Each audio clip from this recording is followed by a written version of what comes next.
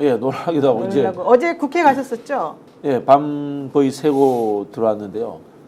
갑자기 이제 피로가 확 몰려오네요. 지금 이 시간이 되니까. 네. 그래서 그렇겠죠. 좀 컨디션이 안 좋아 보이시는군요. 네, 좀 가라앉았습니다. 그 찬바닥에 오래 앉아 있었더니 바닥에 앉아가지고. 네, 아.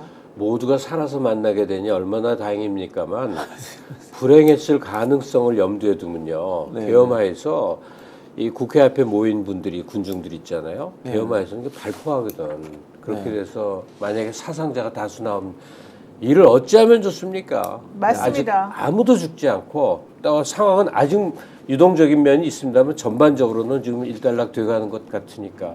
네. 마지막에 이제 국회 본청 안에서 스크럼 짜고 본회의장을 막았던 민주당 보좌관들, 국민의힘 보좌관들도 일부가 있었습니다. 아, 그 참 용기가 대단했다. 맞습니다. 자, 윤 대통령 비상계엄 선포 어제 속보 나왔던 것 다들 아시겠죠? 계엄 사령부 포고령 1호까지 나오고 아주 정말 난리도 아니었고요. 저는 어젯밤에 방송하려고 제가 노영희 TV를 켜려고 하다가 저보고 저희 식구들이 모두 말렸습니다. 너 그러다 잡혀간다. 그래가지고 제가 말을 못했는데 아예 정말 대단한 유튜버인 김어준 씨나 또 뉴스타파 기자들이나 이런 분들은 피신을 아예 했더라고요.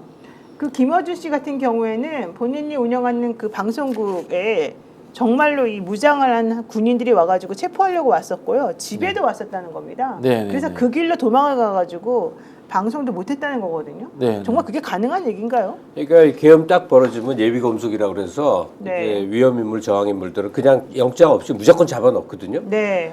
근데 웃긴 게 왜 김어준한테 갔느냐 하는 거예요. 네. 아까 낮 방송에서도 그 논의가 잠깐 있었는데 보통은 대형 언론사, 방송사를 가서 그러니까요. 탱크하고 계엄군이 진주하게 마련하네요. 근데 그 내막을 너무나 흥미로운 얘기를 해준 분이 있어요. 장인수. 근데 설마 그러랴. 근데 설마 그러랴가 계속 사실이 돼왔잖아요. 근데 그 장인수 기자 말을 제가 옮기자면 장인수 기자. 네. 네, 장인수 기자의 말을 그대로 옮기자면 김건희가 평소에 공언해 왔는데 내가 이 자리에 앉나 셋은 반드시 죽인다. 아. 그 원하는 품은 세 사람이 조국, 유시민 그리고 김어준이었다는 거예요. 아, 아 그래요? 네. 조국하고 근데 유시민 왜요? 아니 뭐 하여튼 개인적인 원한이겠죠. 아. 근데 조국은 때려잡았는데 김어준은 때려잡으려는 과정에서 잘 안 됐잖아요. 근데 이제 계엄 발동 가다보니 때는 이때다 했을 때 방송국을 다 놔두고 그러니까. 사실은 따지고 보면 일개 유튜브 방송인데 거기부터 쳤다는 게 이게 김건희의 입김이 뒤에 있던 게 아니냐라고 얘기를 하는데 너무 말이 안 되는 것 같지 않습니까? 네. 근데 말이 안 되는 게 같은 게 벌어진 게 우리나라예요 현재. 저는 사실은 깜짝 놀랐어요. 어떻게 아무리 계엄이 선포됐다 하더라도 왜 유튜브 방송국에 찾아가고 그 사람의 개인 집에 찾아 아무것도 안 하고 있는 사람에게 가서 체포하려는 이 생각을 하나요? 이제 말씀하신 것처럼 평소에 점 찍어둔 사람 예비 검속 차원에서 이제 집어넣는 거죠. 사실 그런데 역으로 저도 어제 이른바 이제 네이버 유튜버들한테 전화를 했어요. 국회에 시민들이 모이도록 방송 좀 해달라. 생각을 해보면은 유튜버가 있었기 때문에 어제 빨리 상황들을 왔죠. 시민들이 빨리 전파하고 빨리 막지 않았나. 그럼. 뭐 이런 역할도 했다는 생각이 들고요. 현장에서도요. 와, 그 대한민국 용감한 유튜버들 이 계엄군과 대치해가지고 계속 싸우는 찍어대고, 모습들 그쵸.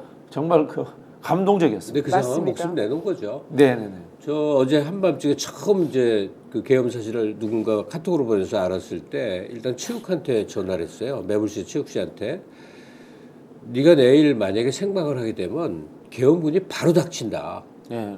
왜냐면 거기서 말할 것들이 계엄군에게 매우 불리한 내용일 테니까. 그래서 할 거냐 말 거냐 그랬더니 막 굉장히 헤맸어요 하여튼.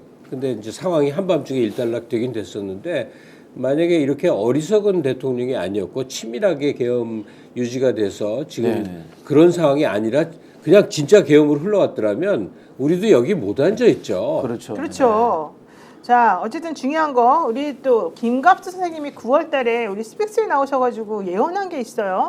계엄 관련해가지고 이거 한번 먼저 들어보겠습니다. 이재명 대표나 김민석 최고가 계엄 가능 발언을 했다.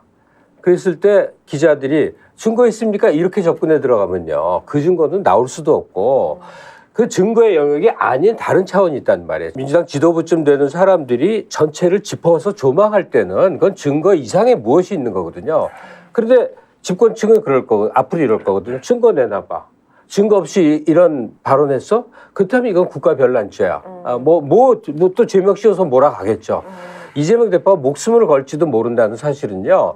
감옥에 갇히는 수준이 아닌 이상의 그 이상의 일을 당할 수도 있는 리스크를 안고 하는 저 발언이에요. 그러니까 저 얘기가 지금 이재명 대표를 비롯한 민주당의 뭐 아니, 김민석 그러니까 계엄 경고가 네, 계엄 경고. 그냥 말로 하는 뻥카가 아니라는 의미의 얘기예요. 그러니까. 근데 진짜로 현실이 될 줄은 몰랐는데. 그러니까 그 당시에 저런 말이 나왔을 때 네. 에이, 설마 그랬고 설마 또 그랬을 실제 거예요. 대통령이랑 김용한 뭐 국방부 장관 같은 경우에도 말도 안 됩니다. 그 후폭풍이 우리에게 더 안 좋은 영향을 미칠 텐데 우리가 왜 합니까? 이런 식으로 우리를 거짓말을 속였단 말이죠. 네. 근데 사실은 알고 봤더니 그게 다 우리를 뻔뻔하게 속인 거였고 이런 보관이 있었던 거예요. 와 진짜 나쁜 민주화 사람들. 이후에 한국 사회가 정권 교체를 몇 번 왔다 갔다 했잖아요. 그러다 보니까 공직 사회 내에도 저런 정보를 전해줄 수 있는 사람들이 충분히 있고요. 특히 국정원이라든가 군 관련 체계 내에서도 양쪽에 팽팽하게 정치적인 성향을 갖고 있는 엘리트 집단이 존재하고 있는 거예요. 맞습니다. 그러니까 정보는 안 셀 수가 없습니다. 문재인 정부 때에도 국가 정책들이 다 새 나갔습니다. 그러니까 어제 사실은 이제 저는 이게 지금 만우절도 아닌데 이거 설마 가짜 뉴스겠지 이렇게 생각했는데요. 너무 허술한 거예요. 솔직히 말하면 KBS를 틀어봐도 안 나오고 MBC를 틀어봐도 안 나오고 오로지 YTN 한 군데에서만 그 방송을 하고 있더라고요. 대통령이 뭐 담아 이래가지고 게다가 내 친구 경찰도 있고 누구도 있고 그러거든요. 다 저하고 카톡을 하고 있는 거예요. 야 너 괜찮니? 막 이러면서. 그러니까 이게 무슨 계엄을 이런 식으로 해요?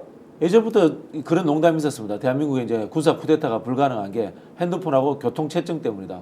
어제 그대로 작동했습니다. 핸드폰이 다 통했고요. 특히 이제 유튜버의 활약을 다시 짚어야 되는 게 이게 미국에 본사가 있으니까 네. 스톱을 못 시키잖아요. 그런 상황에서 모든 사람들이 유튜브를 보면서 전부 다 행동 지침 같은 것들을 알아버렸고 그다음에 국회 양쪽으로 옆에 차량이 너무 많아가지고 나중 되니까요. 경찰 차량이 다 오지도 못했고 일각에서는 시민들이 수방사에서 군병력 출동할 수 있으니 수방사 앞에 가가지고 전부 다 차량 정차시켜버리자 이런 이야기 하시는 분들도 있었어요. 근데 맞습니다. 유튜브에 그런 기여도 있지만 거꾸로 유튜브 때문에 벌어진 일일 가능성도 있어요. 네, 왜 그러냐면 이 극우 유튜버들이 지속적으로 얘기했대요. 계엄 때려야 된다. 네, 이렇게. 네. 근데 그 윤석열 씨가 계속 그런 극우 유튜버 소리에 귀를 기울여오고 매료됐다는 거거든. 그러니까 염두에 언젠가 내가 불리하면 한번 때려. 근데 네. 내가 오늘 여기 오면서 뉴스를 보니까 계엄 발동 이유를 자기 측근한테 설명하기를 저 민주당의 폐악질을 국민에게 알리고 싶어서 그랬다. 지금 이거야. 그러니까 너무나 웃기는 일인데 계엄 가능성에 대해서 그 극우 유튜버들의 선동에 계속 설득되어 온 측면도 분명히 있구나. 맞습니다. 이게 자, 지금 자기를 사형에 일으킬지도 모르는 얼마나 무시무시한 짓인 자체를 모를 수도 있어요. 자, 그런데 오늘 원래 민주당에서는 검사들 3명에 대한 탄핵안을 표결하기로 하지 않았었습니까? 근데 그게 이제 미뤄졌어요. 서울중앙지검장 등 3명에 대해서. 이건 네. 어떻게 된 겁니까? 뭐 현재 대통령 탄핵이 워낙 중요하니까 이건 이제 뒤로 밀린 거다 이렇게 보시면 될 것 같습니다. 근데 이제 송영길 대표 같은 경우에는 오히려 그 사람들에 대한 탄핵을 했어야지만 좀 더 검사들이 나서가지고 이 검사들에 대한 탄핵이 이루어지는 걸 보면 그걸 좀 무서워해가지고 이게 더 뭐 좀 촉발될 것이다, 힘을 받을 것이다 이런 얘기를 하시던데요. 뭐 그 말도 맞고 이 말도 맞는데요. 당근이냐 채찍이냐 하는 문제 네네. 아니겠습니까? 한편으로 보면은 그러나 이제 큰 측면에서 윤석열 핵심 측근들 윤석열을 비롯한 그들에게 채찍을 휘두르는 상황이니까 다수의 이 부역자들에게는 당근을 주는 척하는 필요도 있지 않나 뭐 이런 이야기도 있습니다. 아니 그것도 그렇고요. 이제 사안의 화급성 중에 지금 현재 우리가 해야 될 가장 긴급한 일이 무엇이냐. 이건 윤석열이 무슨 짓을 저지를지 모른다는 거예요. 그런 것 지금 같습니다. 몰려 있는 지안이에요. 맞아요. 그렇기 때문에 우선 직무정지부터 시켜놔야 된다는 건데 그 방법은 탄핵이에요. 그리고 지금 분위기로 봐서 국힘에도 상당한 동조자가 나오기 때문에 탄핵이 의회에서 통과할 가능성이 높아요. 그리고 나서 바로 이어서 이제 체포하고 그에 대한 여러 가지 이제 조치를 해야 되는데 그게 뭐 하야를 종용하는 방법도 있고 우리가 또 옛날식으로 헌재가 어떤 결정을 내릴지 마음 졸이면서 하루하루 기다려야 되겠습니까? 그 짓은 못해요. 국민이 명령하고 있는데 일단 탄핵으로 직무정지 이게 최일선, 최우선이다. 스픽스는 말하는 언론입니다. 대세는 유튜브, 그중에서 스픽스. 좋아요, 댓글, 구독, 알림 설정. 여러분이 저희를 사랑해 주시고 우리가 여러분을 사랑하는 4가지 방법입니다.